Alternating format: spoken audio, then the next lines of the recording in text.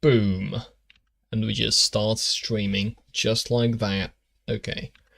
Hello. Allow me to mute desktop audio, and we have audio. Okay, let me check if we have game audio actually. Hold on, I need to enable desktop audio for that. Enable desktop audio. Play a little bit of sound from the game. I mean, the levels are going out, so I assume we do have that. I will check, just in case.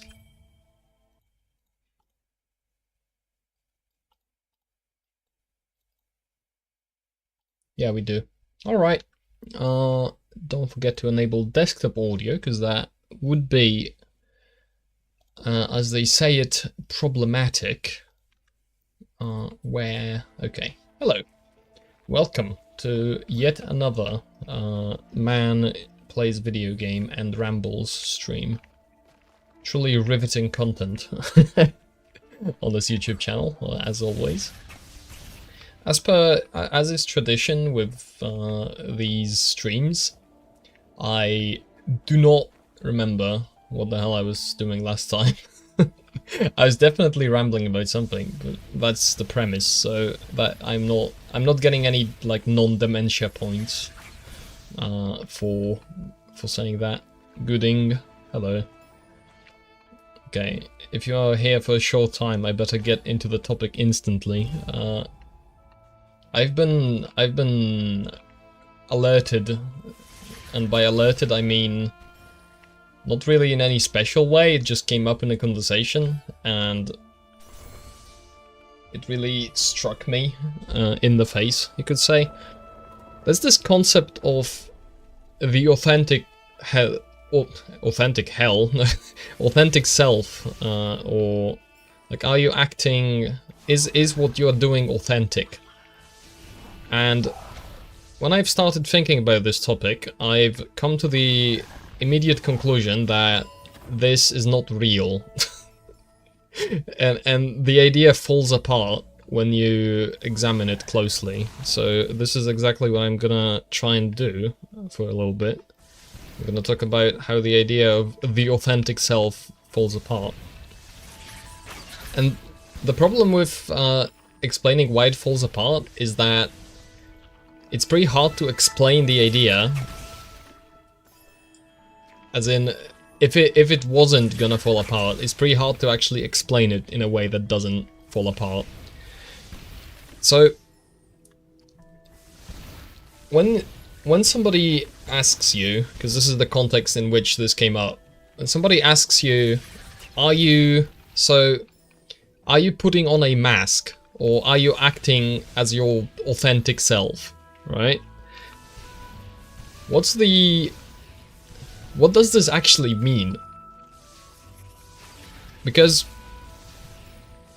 in terms of actual behavior, when you are, when you have free will, when you choose what you do, you look at a range of possibilities and you pick and choose which one of these possibilities you are going to realize. And of course, there's intuition, there's whatever, like you learn, you teach yourself to act a certain way, you form habits, etc. that inform how you act, of course, obviously. However, at the end of the day, you get to decide how you act and how you react to a situation. And so the question becomes, if you have an array of options, and in basically any situation there's a lot of options in how to act, which option is the authentic one, and how you determine that? It means acting in a way that is for the sake of some external reason, or acting in a way that is how you would act without these factors. I mean, I understand that, but how do I determine this? Like, because when I act, when I choose how to act, I will always consider external factors. Like it's a part of me and my choosing to do things that considers external factors in decisions to be made, because that's just part of reality. It's like, would you behave like this in a vacuum where like X, Y, and Z circumstance wasn't present? It's like, maybe, But how is that more authentic than actually acting in reality? Because, like, a vacuum, the abstraction doesn't, well, abstraction doesn't exist in a way. In other ways it does exist, right? But abstraction is not real in the same way reality is real. And if you would act a certain, like, the authentic way to act is the action in a vacuum in an abstract situation that doesn't actually exist and is never going to happen, then how is that authentic? And how is what you actually do in real life, in a real scenario, how is that gonna be non-authentic, right? I think it might be inauthentic because I'm not responding. Oh wait. If I fins for me, it's fine for me. Not sure. And I have to put on kid gloves when I respond to people, making sure they are extra polite with my words. Might be inauthentic because I'm not responding how I actually feel, but instead in a way that achieves something I want. I mean, I think yes. I think this is pretty much how people actually use this topic. This phrase. But the reason they use that phrase is because they are used to acting on emotion. So, like, the default authentic way to behave is to just follow the way you feel. So act on emotion. And so the authentic self is like a nice philosophical sounding way to say I do what I feel like doing.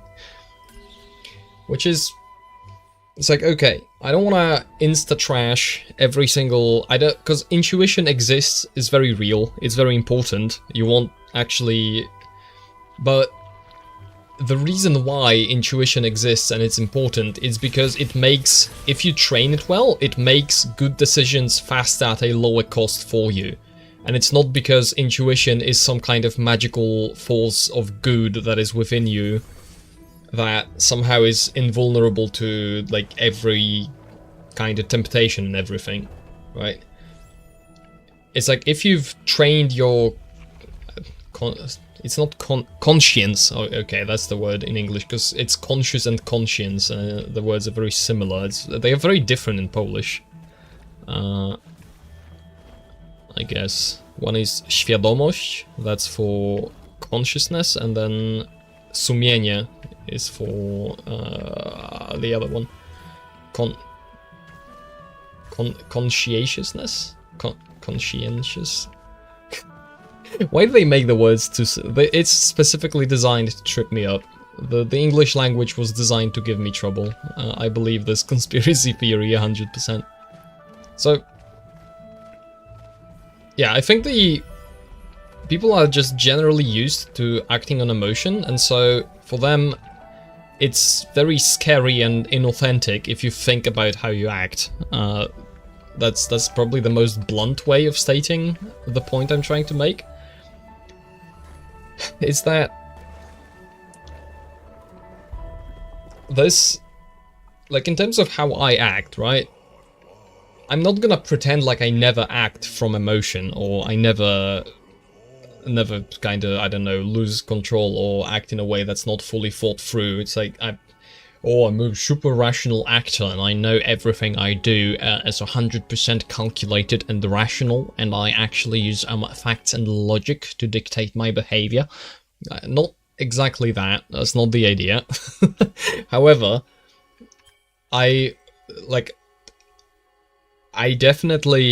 have a filter between what I think, what I feel, you know, what I experience, what is my first kind of impression, and what I actually end up doing. There's probably a good argument that this filter is too thick in places. I can see that, because it's also... because the other side of this is, it is also important for other people to be aware of how you feel, because how you feel, it's not irrelevant, right?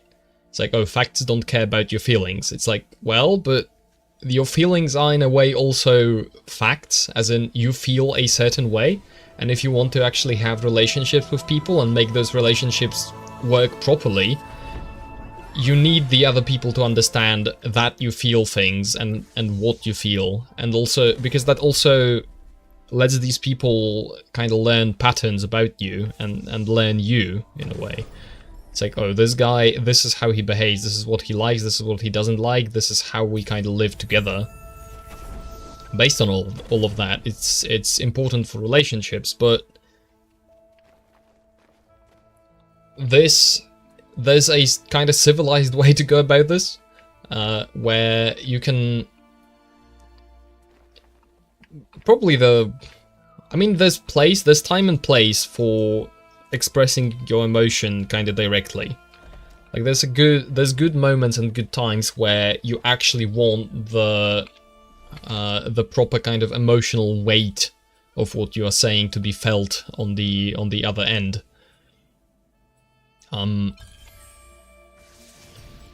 That's definitely an important component, because especially when you are communicating with people who don't have as much of a filter between what they experience and what they feel and what they do, there's basically no other way to communicate properly to them. Because you can appeal to reason and this calculated and logical argument, etc., but then it doesn't really matter if it doesn't actually... Like, communication is for a purpose, and if you've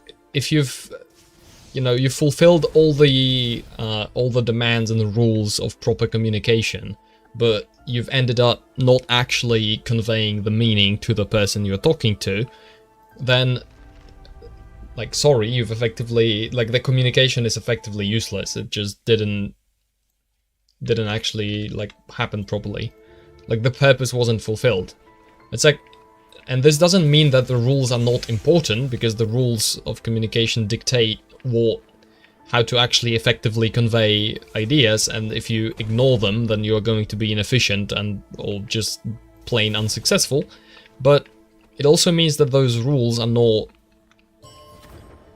You could say they are not sacred. They are not holy rules in and of themselves, in terms of what you actually want to do.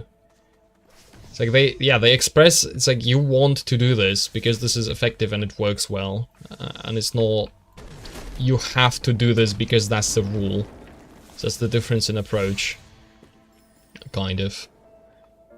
And it's also important to have some of these rules where you just do them because that's how you are supposed to do things, because it simplifies issues and it simplifies concepts, and it, for teaching people, it's also invaluable, because oftentimes, like, math is in a lot of ways math is like this. If you've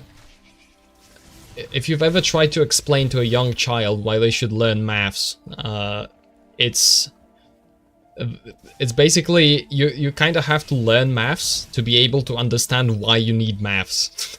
It's in a way self-referential, because you need to... Because math forms your brain to be able to process information in a certain way, and if you don't do any of it, if you don't train your brain like that, if you don't get all of it, then you end up unable to even comprehend why you would need it. You kind of... It relies on trust, effectively. You can't just... you can't just go ahead and... skip out on it, and then because there's concepts that are effectively cognitively gated. If you don't put in the effort, you are not going to get them, and this is especially true for things of a high level of complexity and, like, difficulty. Like, the human brain, it's not just that you need time to go through all the material.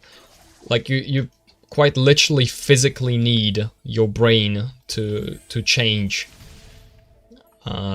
structurally in order to process information that you actually wanted to process. And if you don't go through the kind of experiences that ensure this actually happens and your brain actually adapts, then you will not actually comprehend these concepts. You will not have the hardware for it. It's like with... If you wanna, if we're bringing up hardware, it's like there's a certain level to which you can get with regular, and this is not gonna make any sense if you don't know what computer graphics are, but effectively there's only a certain level to which you can get using like graphics on the CPU, which is one thing that processes information kind of sequentially. That's simplifying it a lot, but it can only be so fast. Like it can do pretty complicated things, and it can do a lot of things, but it's only so it can only do so much, and you need a different kind of approach in hardware in order to tackle problems that are more kind of expensive than that. So like if you have a screen and that screen is 1920 by 1080, that's a lot of pixels, and if you want to do calculations for each of those pixels, you will at some point need to just run them in parallel, because you can't make a chip that can process them linearly fast enough. You need to put it in parallel. It's like, well, the point of the tangent is that sometimes you need different hardware and for different tasks, and this also applies to the human brain.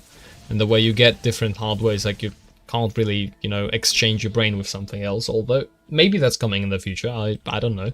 Not up to date on that, but like this is what learning effectively is. The most important, I think, part of learning is exactly this. You modify your brain's hardware to handle things that you otherwise wouldn't be able to. Yeah, so going back to the topic of authenticity and authentic self, etc. So it's like if you start looking at the world this way, and this is very dangerous, you have to be very careful, because if you start looking at the world this way, it might be a little hard to stop and go back to what you were doing before. So, cognito hazard, or whatever you call it, treat with care, pay attention, I don't know, think about it if you know what you're doing. If you start looking at the world in this way, where there's circumstances you see kind of yourself from a semi-outside perspective, like you look, oh, this is eliciting this reaction in me, this is how my body is responding to this, these are the emotions I'm feeling, this is what my natural reaction is because I was, I don't know, raised in this kind of environment, this is how people I knew acted, etc. And you like control yourself, you don't actually act on instinct and on first kind of impulse reaction. Then you get the choice. And the better you are at this, the more choices you actually get, because there's less and less situations in which your kind of body and mind and emotions choose for you. So in that kind of circumstance, if you you might encounter a particular crisis, and that crisis is there's no longer the authentic you as you understood it before, because the whole idea of the authentic self you had before was that you were acting on emotion. It's like you just did what felt right. And now that you actually have the choice to act in way A or way B, the concept of the authentic choice becomes kind of absurd, and you start catching up. All right, no worries. This is when I read your catching up message, so no worries. So if you get to choose, then the question becomes, which criteria do you use to actually make the choice? Because there's not just how you feel about it, what the intuition suggests, etc. There's also like what's actually good. Well, you could phrase it, what would God want me to do, right? What's the correct, proper, right choice? And then what you should do, and I hope you would be doing, is you choose the good option, right? Of course, like there's practical concerns. You can only do so much. you have limited efficiency, you have limited resources, like the situation you only understand it so well. Like, there's all this stuff to consider. But no matter what, you still make the choice. And so I think you could say that in that situation, considering the choice and thinking through the options, etc., and picking one to actually do is the authentic choice. But then from the outside, to people who consider the authentic self to be you acting from your emotion, that's going to be that's going to appear deeply inauthentic, right? Because you have this cold calculation inserted between the real you and what you do. But from the point of view of actually making the decision, you are not inserting anything. You are actually taking something away. You are removing the proxy of your emotion from between you and understood as, well, like your soul, I guess, would be the word. What controls what you do, right? Wherever your free will is located. You take that. You apply effectively that more directly to your actions than you would if you had your emotions controlling what you do, right? And so you've got these are two different ideas of the quote-unquote authenticity that are incompatible with each other. Like, they are just completely different in concept and in practice. So when somebody asks you, because yeah, with the situation about, oh, I'm in a social situation or whatever, do I act authentically with the people I met? It's like, well, what's the authentic way to act with the people you've met? As in, because when you choose what you do, you can choose to act in a number of ways, right? You can, for example, a very kind of real direct example of this I've got is you can decide kind of the level of depth at which you are going to talk with people. You can stay on the kind of like small talk layer where you don't really do all that much, you don't say all that much, you just kind of like let the conversation drift around various topics. None of it really matters all that much, because you are just like, oh, how's your day, how's the weather, I like this, I like that, I was on this trip and that trip, etc. Oh, it's cool, I like that place. It's like, it's not much in terms of values, right? In terms of like choices and impactful stuff being exchanged. Although you can often glean a bunch of information about people from small talk as well. But you get to choose, because you can stay on that kind of layer and just participate in the small talk, or you could go deeper. And then also, if you see that people are not interested in going deeper, you can also stop going and just continue to engage in small talk. And it's like, does this mean that at various points in that conversation you are switching, like there's where exactly in a situation like that would you place the concept of the authentic self? It's like, well, I guess there isn't one, because I choose either. I can choose to make small talk, I can choose to talk deeper, I can switch between the two. I could choose to make a scene, because if I thought that was the good and right thing to do, I could like crash the party for whatever reason. And because the calculation I'm running in my head is not what would be the authentic me way to do. Because I don't understand the idea of what could I do that would not be authentically me. In that, going back to the abstract concept, right?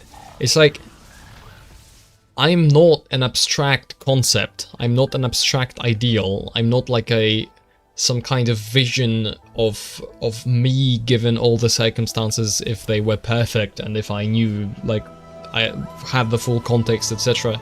It's like that's an ideal. You can think of it as in, this is what I want to strive towards, but that's not real and that's not you. There's no way for an abstract ideal that has never existed and is never going to exist to have the title of authentically you over the actual you that is making decisions and taking action in the world.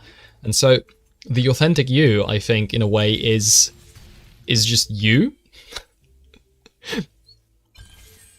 It's exactly... There's no other metric.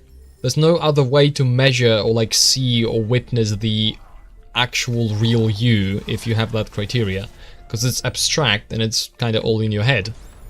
So I posit that the actual authentic real you and the only you that exists is you, you know, embodied in real life in the decisions and in the actions you actually take, given the circumstances and position. Because it's like with any kind of concept or idea or like invention or whatever else, right? None of it doesn't matter that something is theoretically possible. I mean, it matters for the process, usually. Usually you want to ensure something is theoretically possible before you spend a lot of resources trying to achieve it in practice. But what actually ends up mattering in real life at the end of the day is not whether something is theoretically possible, it's whether you actually succeeded in making it. Because whether you actually succeeded in making it is what has impact on everything else further. And whether it's theoretically possible only has impact if you choose to then pursue whatever you are doing. Right? It's like it has...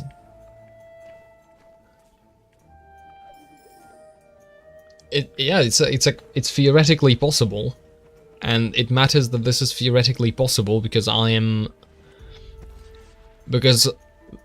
seeing that it is like theoretically possible, I'm going to actually make it happen, right? And I believe in it being possible so strongly that I'm not going to stop until it is done. That's when that's what makes theoretically possible relevant, in a way. So then,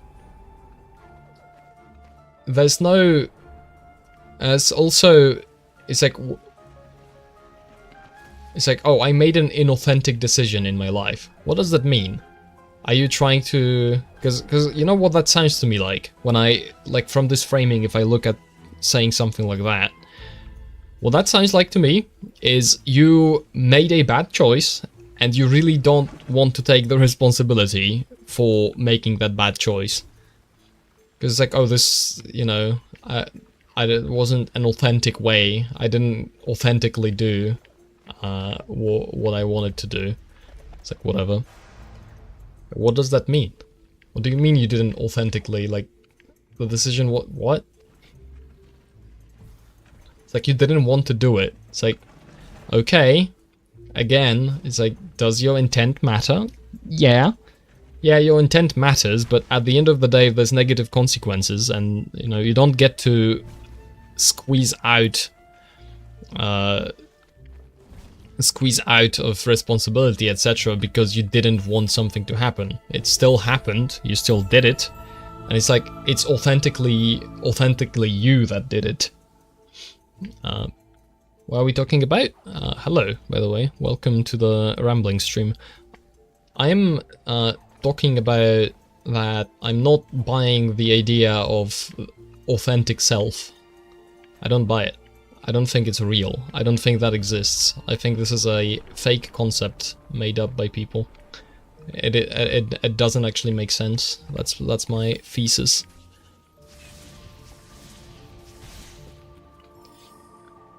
It's like, what does it mean?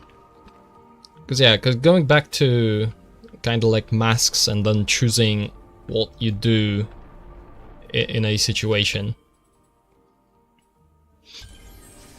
right? You've got Rambling Stream's my favorite. You're welcome. Enjoy.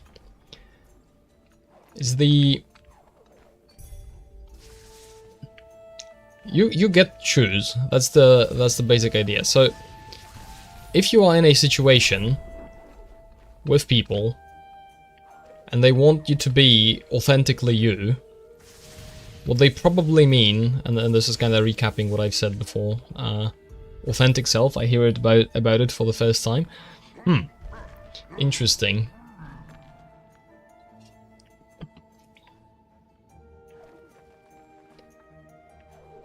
I think another concept that's kind of related and similar, and maybe also what people mean when they talk about the authentic kind of, are you acting authentically with me and I want you to act authentically, like,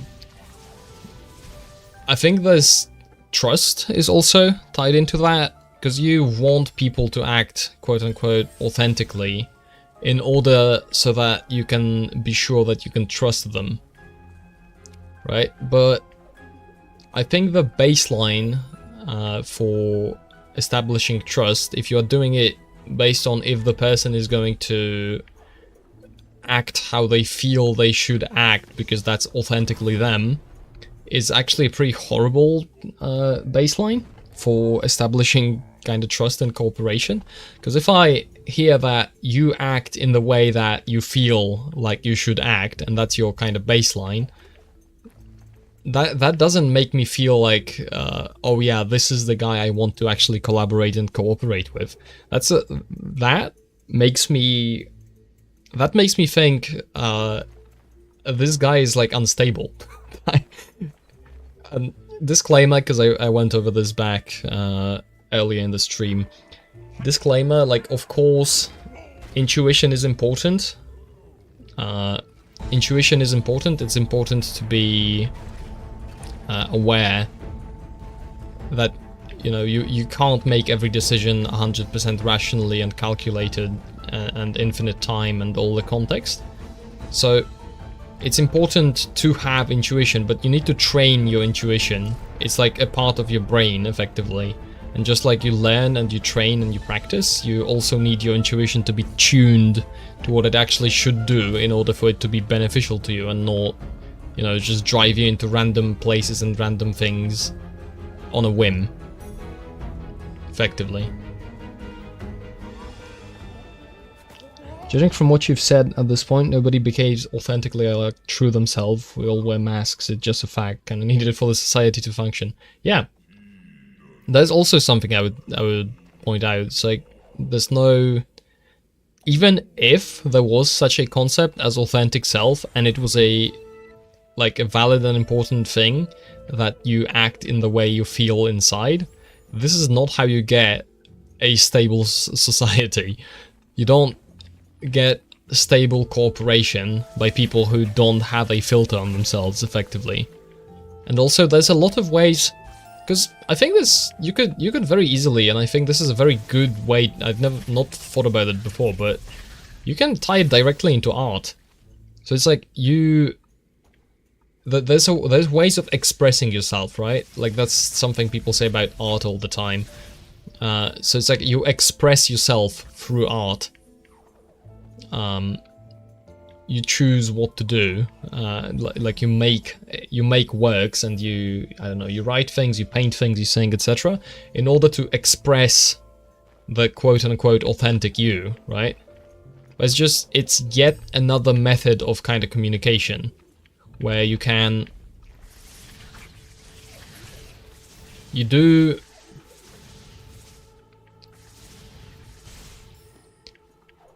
It's like it's modes of communication that are less direct. It's like, oh, there you go. That's two concepts you could distinguish here to actually like separate it. One thing is like directness, and the other would be authenticity or like truth. So it's like one thing is like you can express, for example, how you feel, but you can express that in a way that doesn't make the other person also feel the way you do. But you can, for example, make a work of art that is intended to evoke the same feeling in another person. For example, I don't know, modeling the situation or like presenting characters going through something. So it's like it's a very different... It's two kind of different different concepts. Where do I go? Go here. Everyone has their bias. In addition, I think that what people call intuition really is just pattern recognition. Thing about our brain is that constantly evaluate. Yep, I'd agree with that, definitely.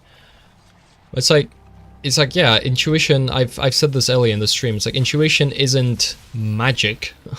It's not like, you know, there's this like magical, authentic, perfect layer in your brain that is somehow like, I don't know, divine, and it's always correct, and it gives you the right information and the right way to act, and the most important kind of self, like, yeah, you have to discover the true self, as in you have to be in tune with your feelings and with your emotion and with your like this inner kind of thing that will never fail you. It's like, no, actually, the real you is the you that is actually acting in the world. The feeling and intuition and all those things you have inside are actually all malleable. You can choose how you want these to function, and you actually can make exercises and make choices and structure your life in a way that you train. You train your intuition, you train your conscience. You can choose how it should function. Like, it's all absolutely not set in stone, not like incredible and infallible, and you can do it, and you should do it. You should choose it. That's the point.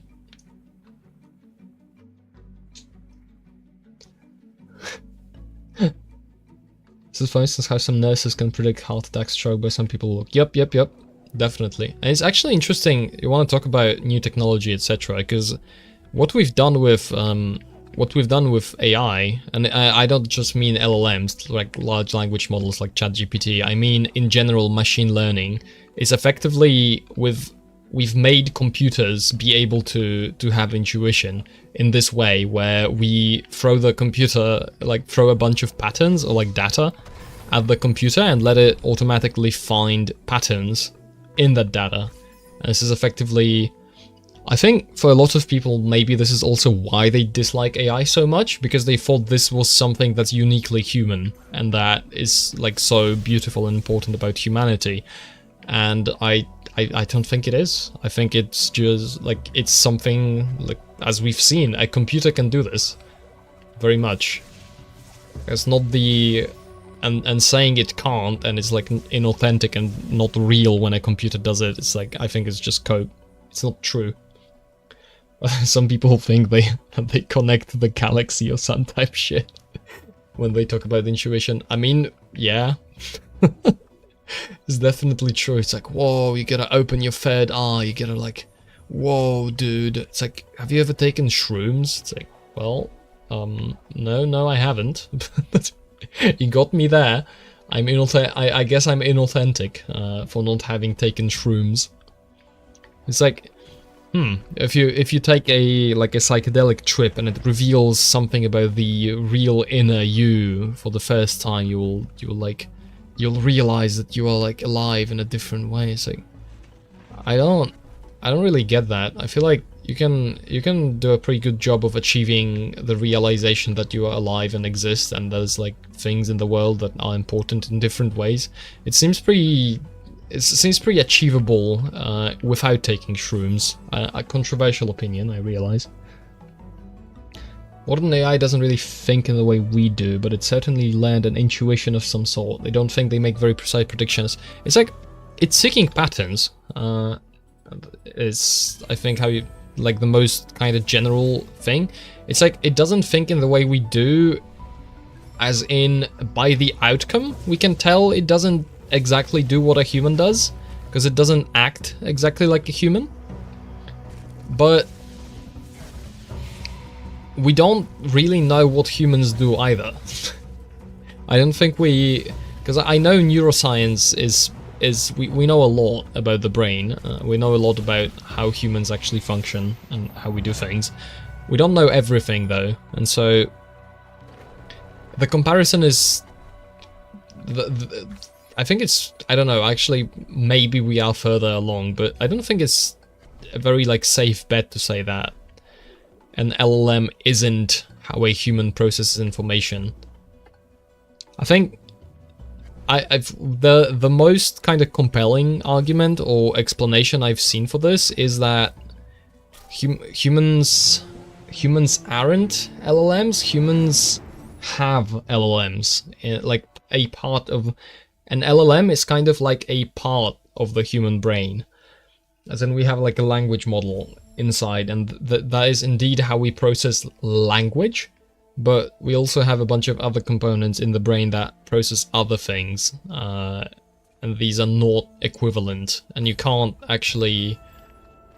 And then if we want to actually replicate something like a human brain through software and hardware and computers, we basically need different kinds of artificial intelligence, or like machine learning. As in, you don't just have like a language model, you also have other models that process like symbolically, for example, right? It's like in your brain you can think about concepts that kind of arrange them in ways that aren't words, and we also transfer this kind of approach outside of our heads through languages that are not actually written word, right? Art, I brought up art already. Art is like, there's various languages in art in terms of communicating ideas and forming them and thinking about them and experiencing them as well. But then it's not just that, because it's also, you can have diagrams, for example. Like there's a lot of different diagram languages where you've got, like, the language isn't textual, part of it is text, but a lot of the language is actually in how things are arranged, how they are connected, and you can get pretty good and understand a diagram pretty well, despite it not being... Like, it's not, you don't... Like, it's not, you know, a language model in the way we understand human languages, kind of. It's like programming languages, I guess, are similar to human languages because we are trying to express things in a human readable way, but they are also different from a language. I don't actually know if a large language model could, like, if you could use the same tech for example, diagrams and such. I know they can generate diagrams, but I don't know how that actually works, if it's like a dedicated kind of thing. Think pretty linearly. Again, don't really use logic the same way humans do. ChatGPT predicts every new word. I mean, I know that, but they are pretty good at what they do. And like what you can use them for is pretty impressive if that is actually all they do, which I'm not sure the actual tech is that simple. I think the stack is a bit more complicated in terms of actually making it do things, because you can have, like, you can, for example, you can try this, you can write, I don't know, like a video script or like a bunch of ideas you have, you can write them down into an essay, and you can throw that into, I don't know, Claude or Grok. ChatGPT, I think, sucks nowadays. I don't know, I've not used it for a while. You can get really good criticism out of that. It's like, is this really just like the next token predictor? It's like, is this really possible to do that way? It's like, I guess it really has a lot of data behind picking that particular token. Like, I don't know how that tech works, but it sure is pretty impressive.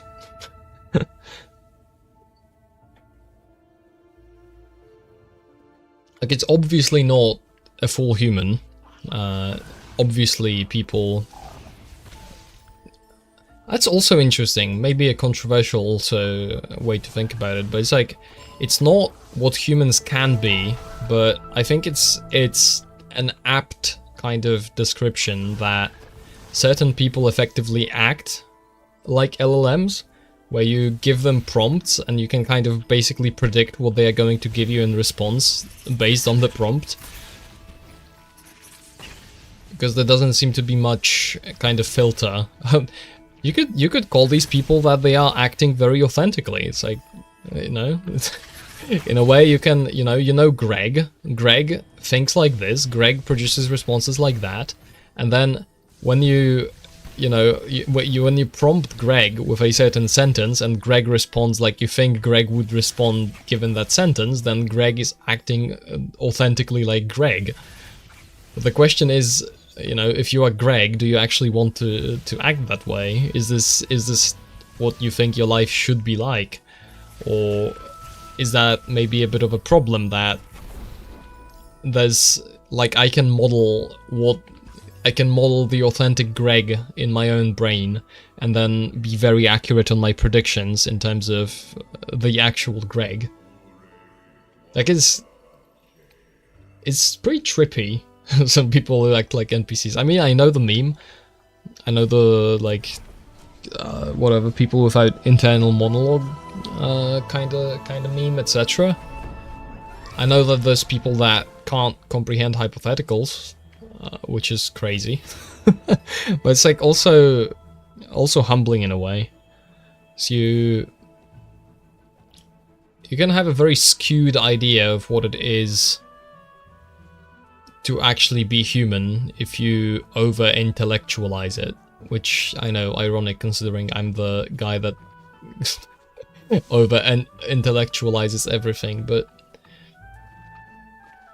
you...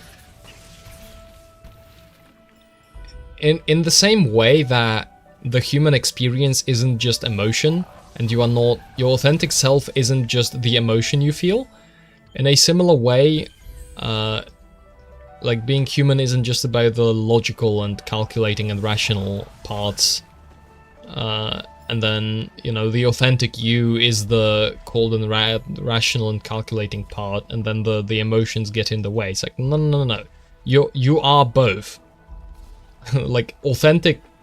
If the category of authentic you is to actually mean anything, you must integrate these parts into it, because that is authentically you. You don't have a choice to be anything else. I mean, actually, I guess you could suppress emotion with, like, whatever medication and whatnot, and that changes. It's like with the... There was a guy that got his brain damaged by, like, a railroad... difficult word for some reason. Railroad spike through the brain, and his entire, like, personality and approach changed. And people were describing him as, oh, it's a different person now, like, this is a different guy. That's how much he changed, kind of due to having effectively brain damage, right? So it's like, well, but the thing is, it's like, it's not authentically that guy from the outside to everyone that knew him, because he acts a different way. He, like, all the patterns that he used to be are different. But from his point of view, he's, like, authentically himself, and he can't be anything else. Really, can he? Yeah, the breakfast hypothetical. Horrifying. But I did have the breakfast. But I didn't have brain damage, so how is this hypothetical relevant? It's, like, very interesting. It's going back to the, like, over-intellectualizing what being human actually is. It's like, it's a lot... Like, we kind of don't have any other way to kind of defend the authenticity and kind of what you feel being an integral part of defining that. You kind of don't get a choice. You don't, because you don't get another point of view. You get your point of view with the like, subjective experience that comes with that. You kind of don't... It's a prison. You are here forever. You are not leaving. You are, in fact, in your head, or, like, in your body, I guess, to not ascribe it to the head, because apparently we have, like, a bunch of neural tissue in the gut as well, which is interesting. It's like, you are, I think, less of one... Because, like...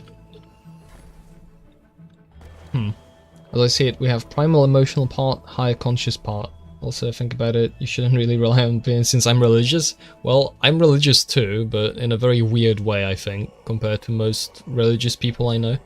Because you kinda go off the rails if you are religious and you start asking these questions. It's like, a lot of people consider religion to be the thing that lets them not actually ask these questions. It's like, well, I just believe in God, and therefore I'm gonna just do my thing, and I'm gonna leave the rest to God, and it's gonna be fine. It's like, is it gonna be fine though? Are you sure that God put you on Earth in order to let everything happen how it is happening, and you actually shouldn't have input on it? And you shouldn't consider these things, and you shouldn't make these choices? It's like, I'm not convinced, actually. I believe there's something more than just matter. I think there's very obviously, I think there's a very obvious and direct argument for there being more than just matter.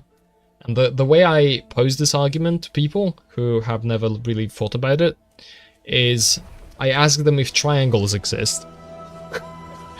I think it's a good starting point, because you've got, like, obviously, right?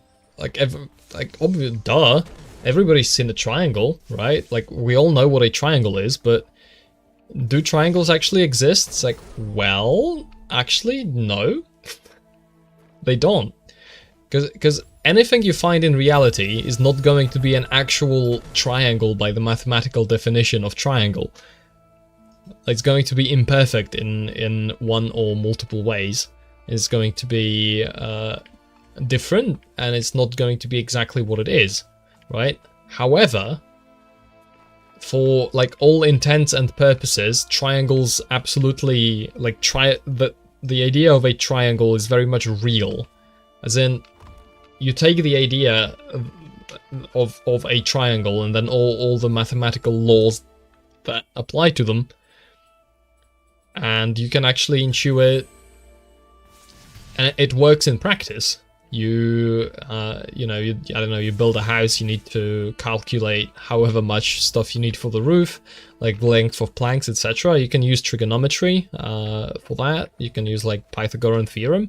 It's very real. Like, triangles are very real, but then yet they don't exist, right? So it's like, this is my, like, if I'm talking to someone who doesn't believe there's anything beyond the physical, it's like, well, at that point, it's like you could argue that... Actually, no, I don't even know how you would argue at that point that there's nothing beyond kind of the material in the world, where very obviously to communicate in the first place and to exchange ideas, there must be such a thing as an idea, and there must be an ability to convey ideas to the point where I can say something to you, then you can understand it, act in the world, and it has the, like, expected outcome. Because the idea is actually real and accurate. It's true, right? I do believe in God because I see too much evidence to his existence. Didn't believe just cause. Been into philosophy for quite a long time because I'm a Christian. Keep in mind that evidence is not the same as proof, because evidence is something that points to words but doesn't prove beyond all doubt. That's why it's called faith, after all. I'd agree with that, yeah. Like, you've got things that convince you towards that. I'm in a similar boat. I look at it and I'm like, I don't see how else you would kind of understand it. It's like going back to the idea of ideas, the idea of things being real or not. It's like, in order to actually have the conversation, you kind of have to concede that ideas are real and language is real, despite all of it. Like, language isn't material, words are not material. Like, yeah, you say the words in kind of material reality, right? Like, you need to influence waves or like make waves in the air or whatever. To communicate, but the ideas and everything behind it and the abstraction, that's all not material, but very real. and it has a very direct impact on material reality. So it's like that's my kind of starting point for immaterial things. And then if you start going down that rabbit hole, you end up asking a bunch of questions about. It's like, okay, well, if that's true, then what other things are true, and how does this fit together? BRB. So math as a whole is something that brings up a pretty complicated question. Was it invented? Was it discovered?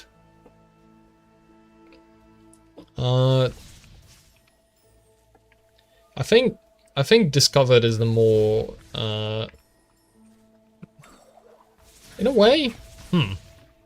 I think there's not really that much difference between invention and discovery. You could basically use the words depending on what you want to emphasize. You could use the word in either direction. If you want to emphasize the person that kind of did the thing, you would say invented, because that is the term that kind of highlights that somebody came up with the idea, and then discovered implies that the idea was always there, I guess, and then the person kind of came across it, and then anyone maybe would have. Which I think there's merit to both, effectively. I guess invention is more physical as well. It's like if you've invented something, you probably made like a device or whatever. And that's different than discovered. Because discovery is something that was already there and you just brought it to attention.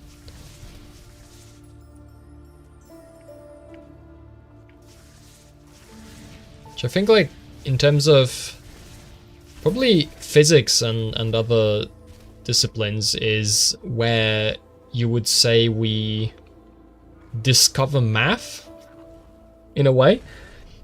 That's an interesting way to... I've never really thought about it that deeply, but that kind of makes sense. It's like we invent math, in a way, because we kind of make a concept and we say, what if this concept? It's like, I don't know, imaginary numbers, for example, right? We take what we usually do and then we say, so we have this concept called the square root. And the rule with the square root is that you can't take a square root of a negative number. But then you take that rule and you think, what if we could, right? And you effectively invent the concept of like an imaginary number by making a square root of -1. And it's like all the like what is a square root, how we write it, how we kind of do it. That's all a language that is definitely invented by people, because you need to express it somehow. You need to convey these ideas. But the ideas themselves, I think we kind of discover, because they end up being useful and accurate in, for example, physics, in like describing electricity and all the space stuff, where we discover certain rules, etc.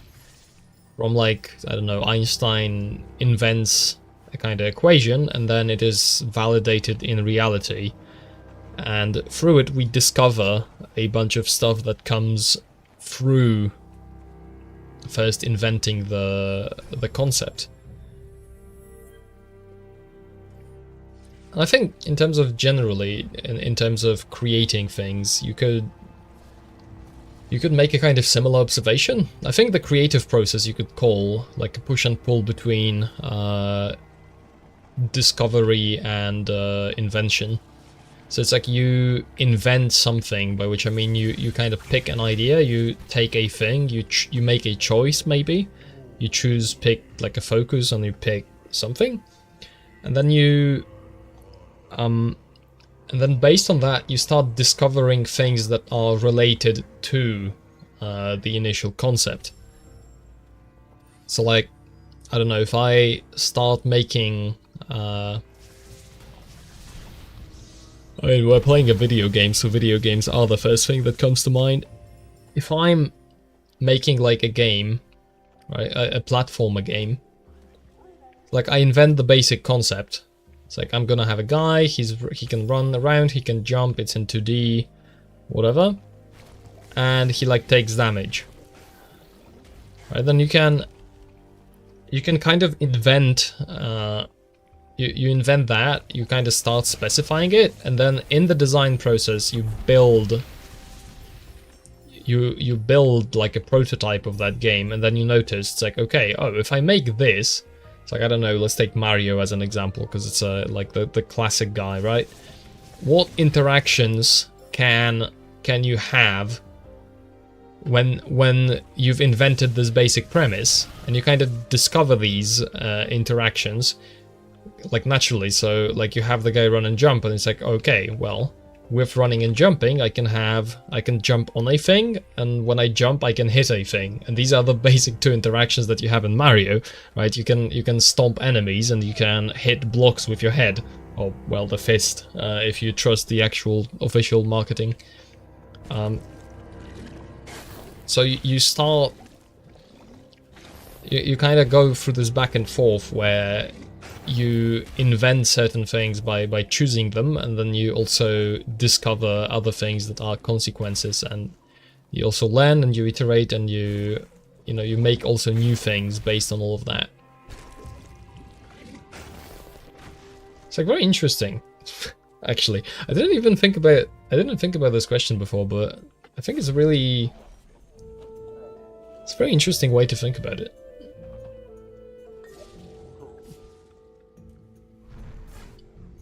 I think another thing to kind of go back to the topic of the stream, I think at the end of the day, the important takeaway about authenticity... Oh, come on. My space got eaten. I need an input display to prove my innocence in such scenarios. I think in a way I can't say the word apparently. It's Jova. I think in most cases, authenticity just does not actually matter. You've got... What value is there? The value isn't in authenticity. The value is in truth. It's like, what's the difference between authenticity and the truth? It's like, well, I think the most important distinction is in the reference point, because when something is true, like the reference point for truth is reality. Like so something is true about you when it is accurate to the reality of what you are saying. So for example, if you say I care about something, I don't know, I care about this game, then it doesn't... it doesn't really matter what I consider what my authentic kind of feeling about the game is. It matters what I do. When I declare that I care about this game, I'm going to be... That should be reflected in my behavior, because that's how you and how I also verify that I actually do really care, and that what I'm saying is true. I might authentically feel that I care about the game, but it might end up not actually reflecting in reality. So like, I don't play it, I don't talk about it, I don't try to like better understand it, I don't try to get better at it. I just say that I care. And by virtue of saying that, you know, I authentically feel like I love it. It's so important, etc. But that's not actually anything, really. Until it is true, and you only verify if it's true in reality, not in the abstract, not in the theoretical. My back hurts. F. I know the feeling. Actually, well, yeah, I know the feeling. My back doesn't currently hurt. That's what I got caught up when. My hand hurts, but that's been a constant. You know that one meme where there's like a guy, there's like a survey, how do you cope with pain, and there's like a bunch of methods with like whatever substance, whatever like comfort things, etc. And then there's like the option of I simply live with the pain. There's a guy in the background of that meme, like half transparent, there's like screaming, kind of like internally. That's my approach to life. I simply live with the pain until it doesn't matter anymore.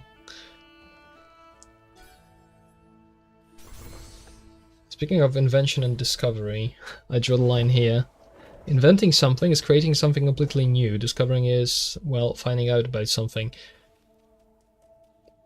I think... I think...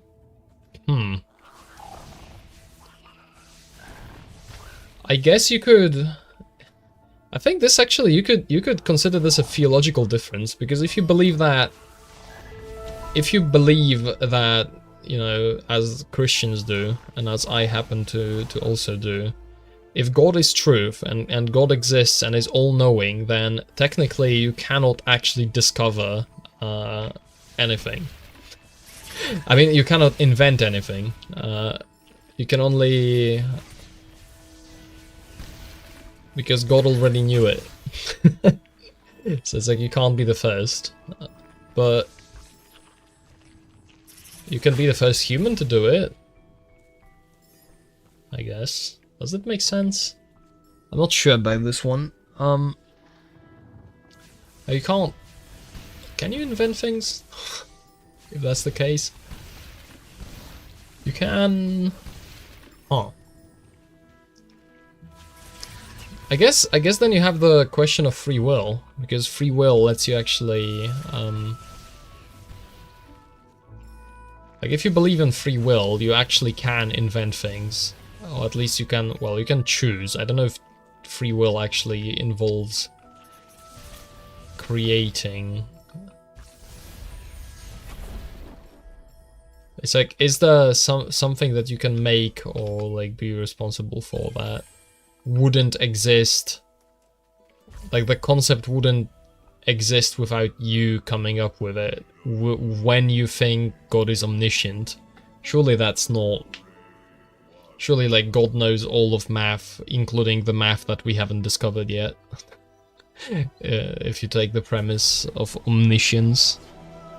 It's like, why would humans be special in that if we have a certain concept or whatever, it's like something that God couldn't come up with or make.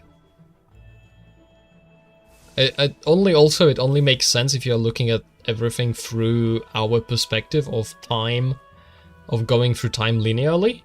Because if ideas are in a way transcendent of time and they exist outside of time, then the concept of invention is effectively just humans agreeing that this guy was the first guy to think about this concept, but it doesn't actually really matter. It matters to humans. It doesn't inherently matter for everything and reality. You can invent something as a human. We are not omniscient. Yeah, it is applicable for us. So I guess, yeah, it makes sense. If you limit it to just humans, then you can indeed... In that way, I think we invent mathematical concepts.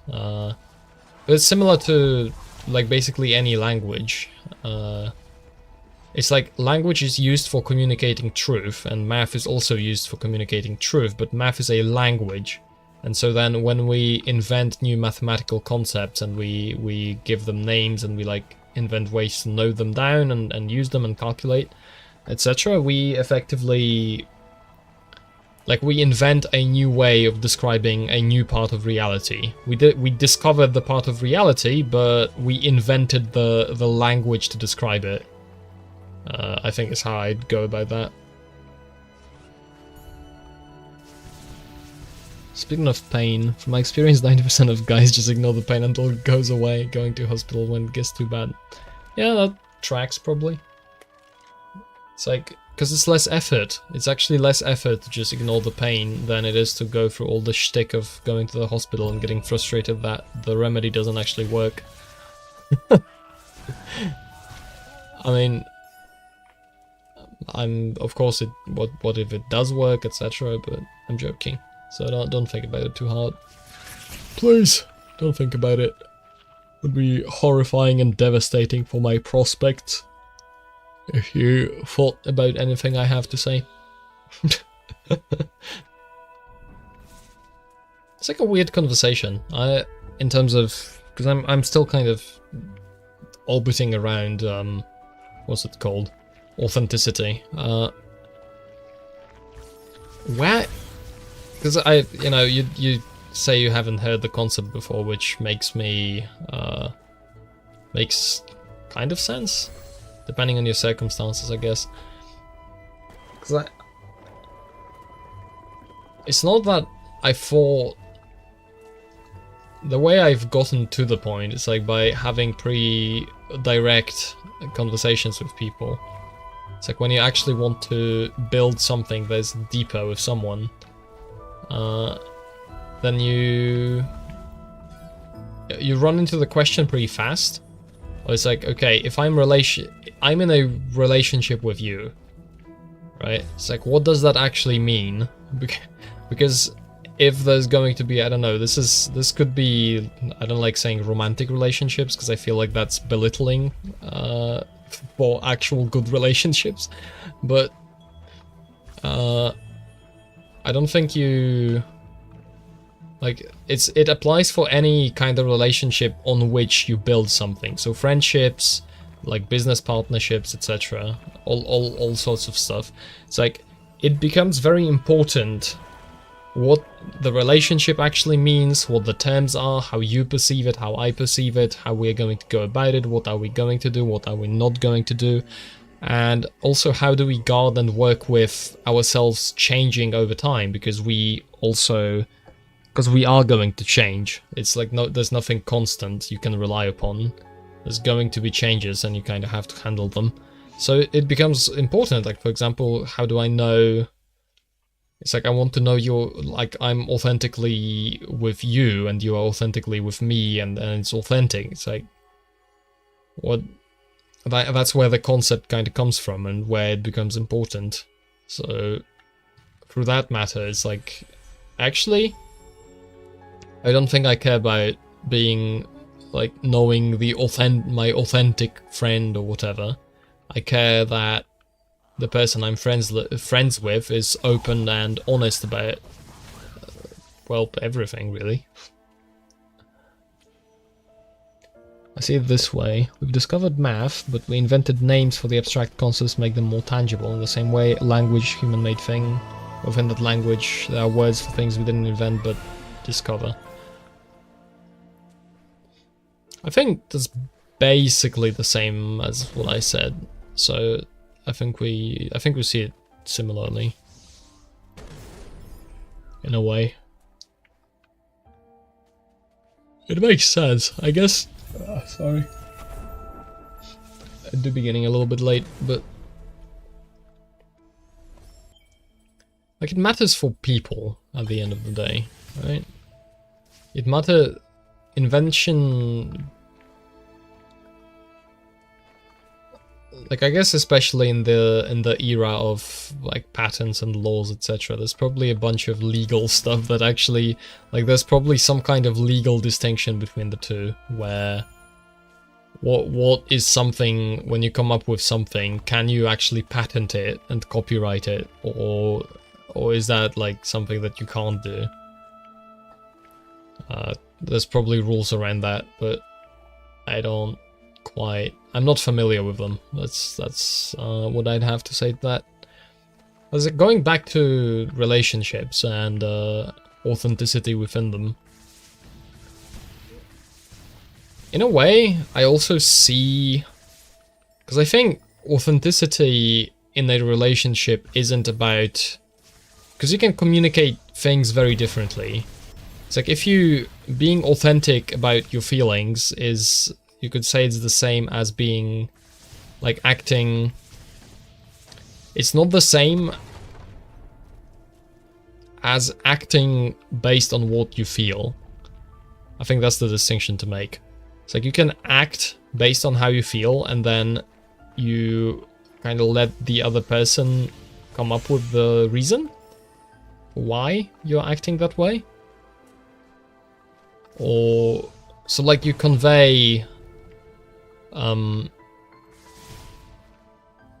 what you think and what you feel either directly because you act based on that and then your actions reflect how you feel, but that's not the only model, because you can also, through introspection, you can directly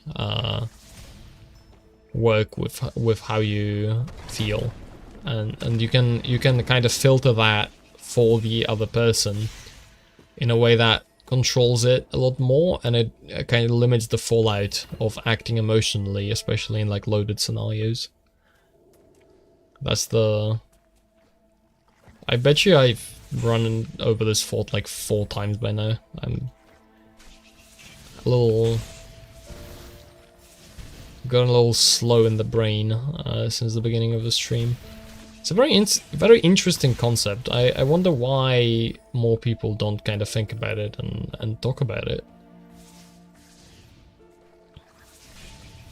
Maybe because not too many people are actually being asked the question of, are you being authentic? And then trying to actually answer the question. It's like, no, I'm fundamentally... Like, fundamentally everything I do is authentically what I did. I don't know. Maybe it's also like a semantic difference, and there's like in the genesis of the word, there's differences. I'm not exactly sure. I think authentic comes from being genuine, not just from feeling, so let's face it, feel lots of stupid stuff, yep. For me, it's more not trying to be someone else.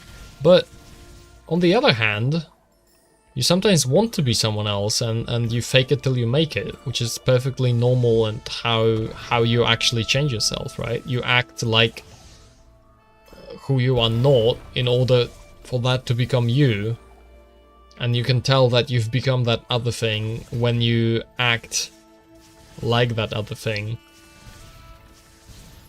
It's like, and because of the nature of how your brain works, over time it becomes more natural, because your brain like physically, materially changes to adapt to the new way of acting you've tasked it with. So it's like, you could say then I'm being inauthentic when I try to change myself for a while, and then I become authentic again. But then the question is, so is authenticity then determined by my brain structure? If I act kind of according to how my brain is actually laid out, is that what defines me acting authentically?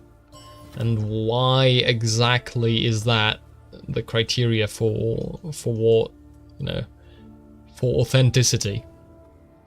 Why is the shape of my brain kind of more authentically me than what I consciously choose to do, and how I choose to like change and adapt that shape of the brain? With the caveat that we don't exactly know how the brain works, so it's not as easy as I'm making it seem to actually make the distinction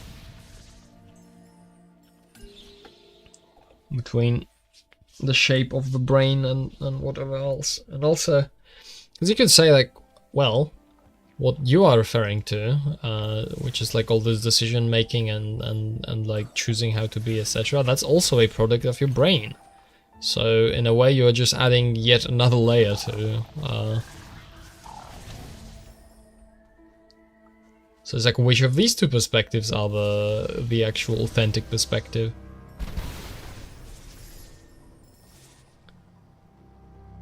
Sometimes you try being someone else, you can never truly become someone else. Rather, we integrate some part of them, creating a wild mixture made from all the people we try to be as well, as the part of us that we were born with. I mean, I think effectively like my main point I keep coming back to is that I don't think you can be You can lie about yourself. I guess like that would be inauthentic if you... But then it's like...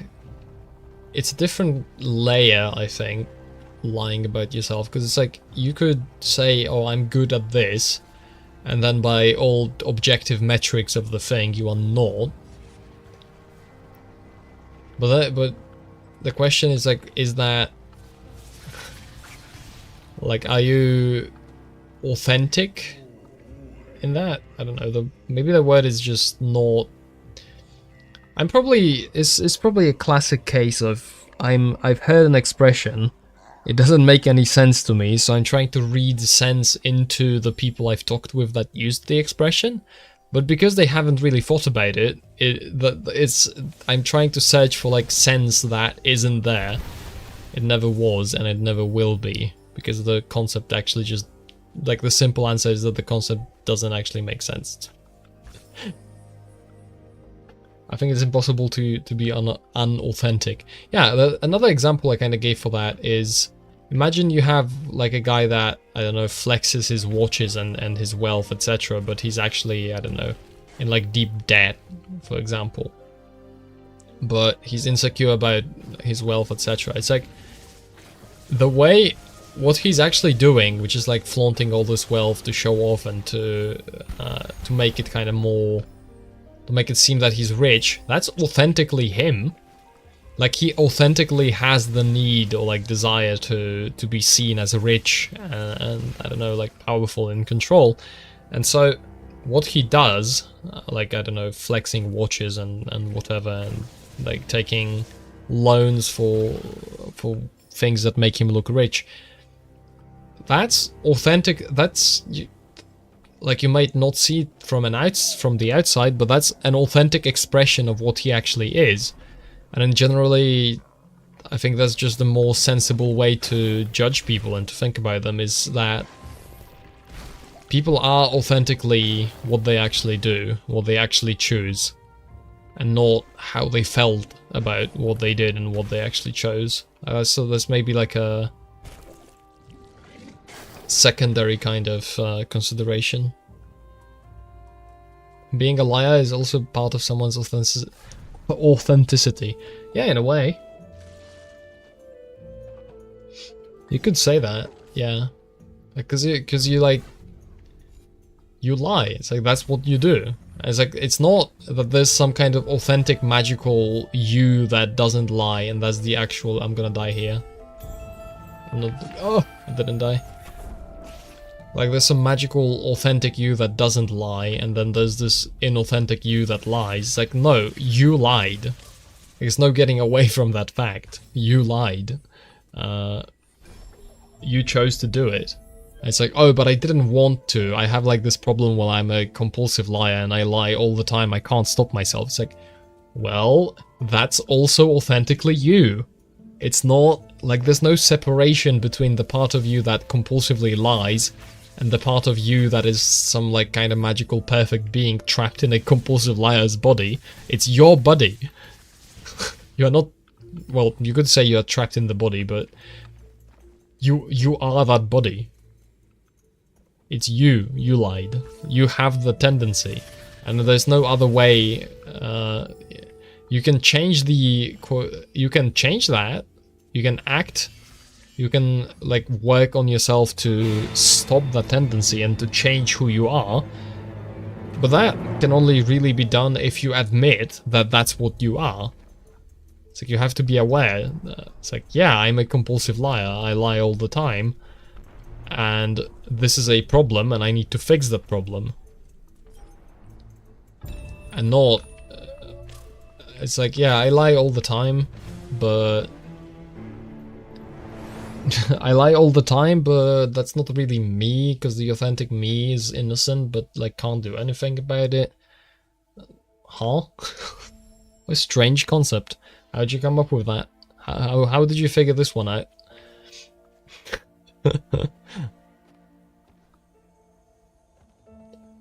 It's also... I think it's hopeful, also. In a big way, because... It's a lot simpler to actually... It gives you a lot of certainty at the cost of perhaps giving you... perhaps giving you some anxiety as well about what you do and if it's the right thing, etc. But it also gives you a very simple way to like calm down various thoughts you might have. It's like, oh, am I acting authentically? Am I doing the, like, am I that or this? Am I really this? Like, look at what you actually do. That's the important part. What do you actually choose to do?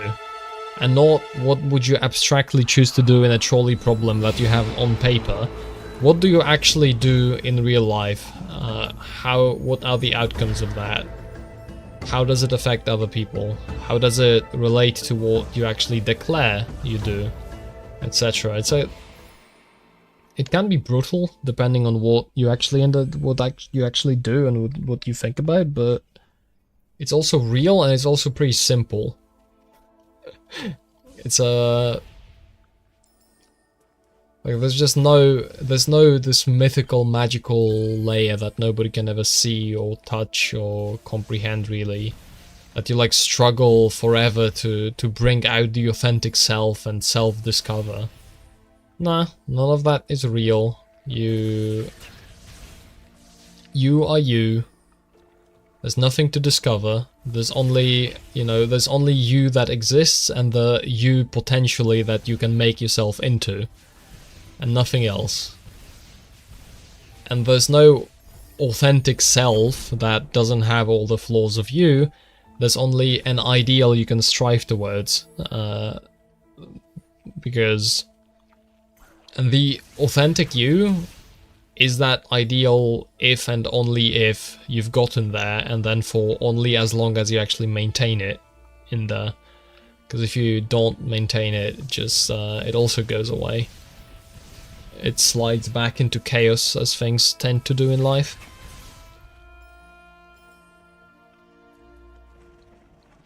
I don't know. Very interesting. It's a fun topic to think about in terms of figuring things out, but I have been stuck in a time loop of going through this level over and over again, and then also thinking about the same things over and over again. I guess it's also fine though to go over things multiple times, because every time I say it slightly differently, and then I'm better prepared for maybe conversations about the topic. It's all good. Besides, this is a rambling stream, so rambling about the same thing 5 times is perfectly acceptable, said the man, without asking anyone actually watching the rambling stream. You still think those things you're talking about? No, I just don't care. What I am what I am, and that's it. I still think about how can I become better, what I did wrong, but it doesn't stun me. Yeah, that's... I'd say that's basically the same thing that I've gone through. It's like I used to think about these things a lot. It's like, what's this, that's what's ideal, how do you do it, what's the theoretically best way, how do you isolate things? And I've basically more or less landed on, we measure it in reality. Let's run it, let's think about it, formulate an experiment, what is the best solution, what do we think is gonna happen, what's the prediction, and then just punch it. Punch it and go. And you'll see what happens, and you'll figure it out as you go along as well. And that will actually tell you, that will also give you a lot more input to think about, because that's also another part of another part of experience. It's like I've noticed that basically the quicker I get into something, the better it is for... It's like you never have the perspective and understanding that you can have towards the end, end. There's no replacing manual hands-on experience with things. If you want to learn, if you want to understand things, if you want to develop, you just have to... Yeah, let's go practice medicine. Yeah. Just basically, no replacement. Just you have to do things in practice. So then, and this is not easy to internalize and actually act like it, but you basically don't want to actually you want to get to doing as quickly as possible. Like, sure, minimize the consequences, like think things through, don't actually go gung-ho about the first thing you notice and in the first way you think about. Actually devote some thought to it, but don't make it infinite, and then figure out things you can do that are relatively low risk, that will verify the thesis you have, and then do those things as fast as possible. Because by doing them you will gain a bunch of experience and you will have a better outlook on the situation, and that lets you iterate on the next kind of version of the ideas you have.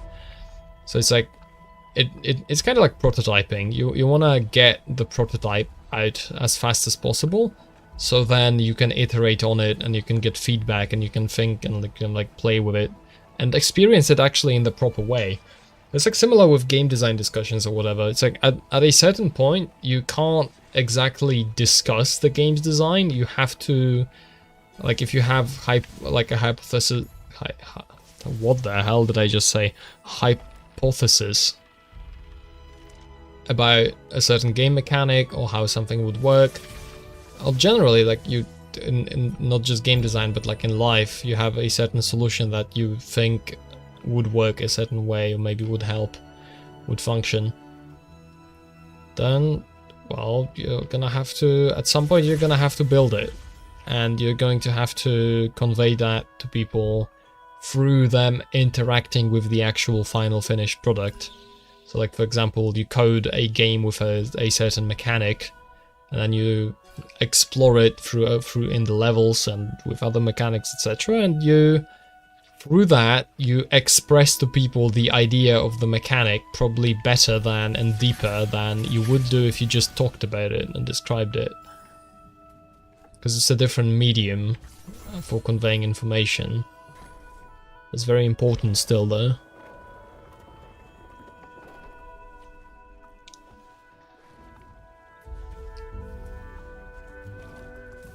I don't know.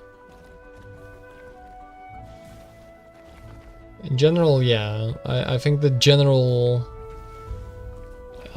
maybe conclusion of this whole idea is that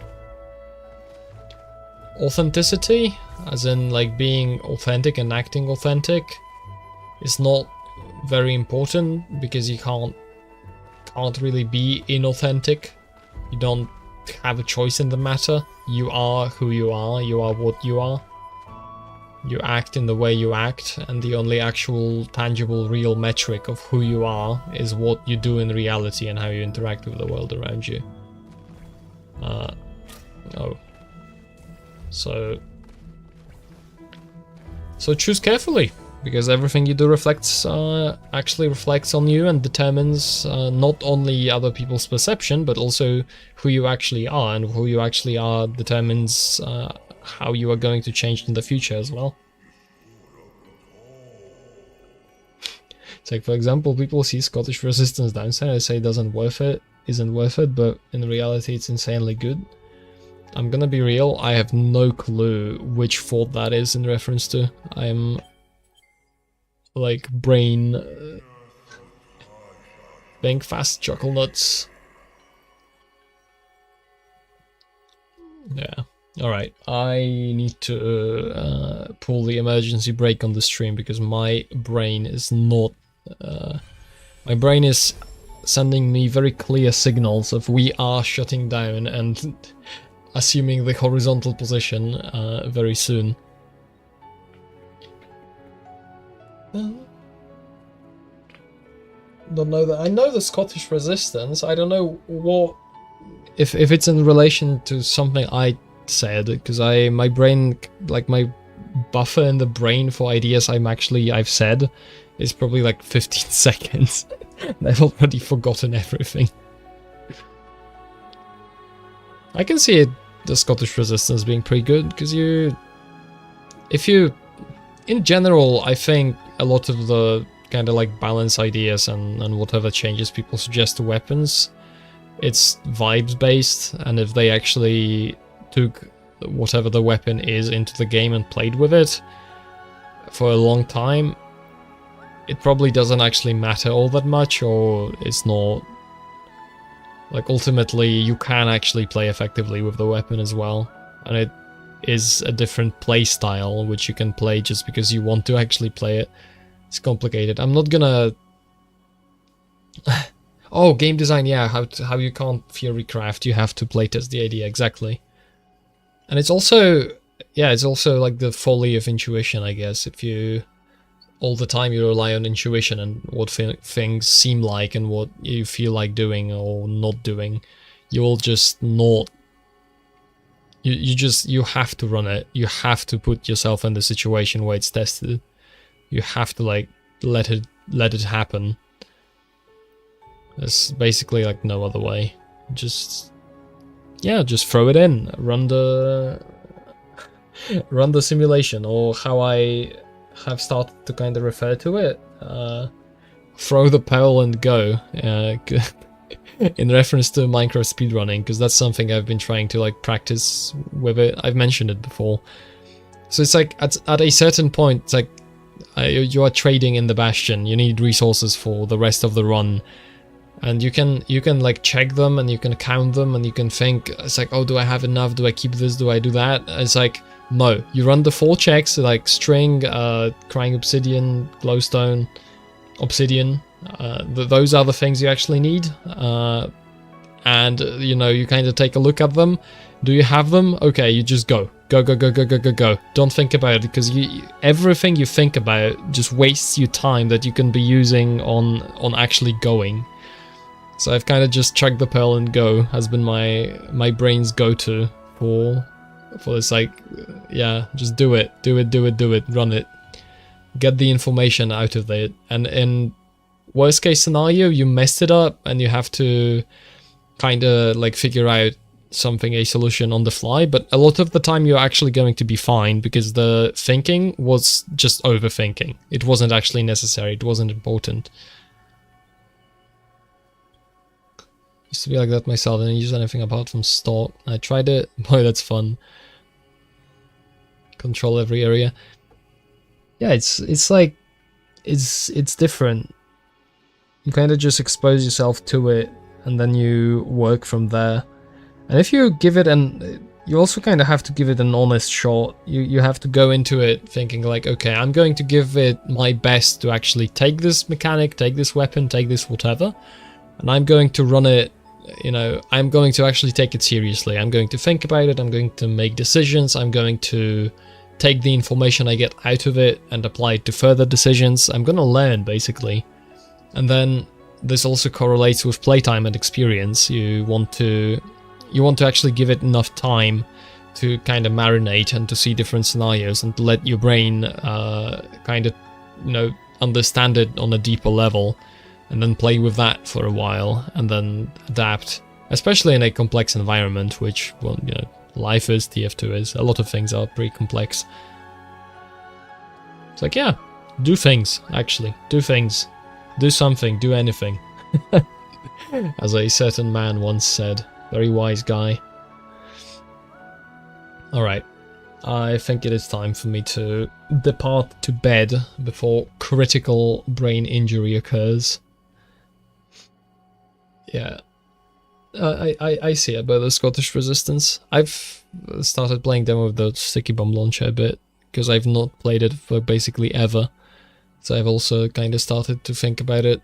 It's a very interesting weapon, by the way, in terms of like how much it can actually make you think about how you play. I like it a lot. Alright. Anyway, horizontal link time. It's time to go to bed. We've said enough. The FBI is after me. I'm going to get sued for $1 million for questioning the latest trendy idea. But before that happens, I'm going to explode or whatever. Alright, thank you very much for chatting. It was a nice time. It was a nice stream. It was a nice thinking session. I might come back to it later date, arrange the thoughts, maybe make a video about it. I shouldn't say things like that. This is not a promise. I probably won't do it. I don't know why I said that. It's a mistake. All right, I'm stopping to talk. It's over. Goodbye. Good night. Have a good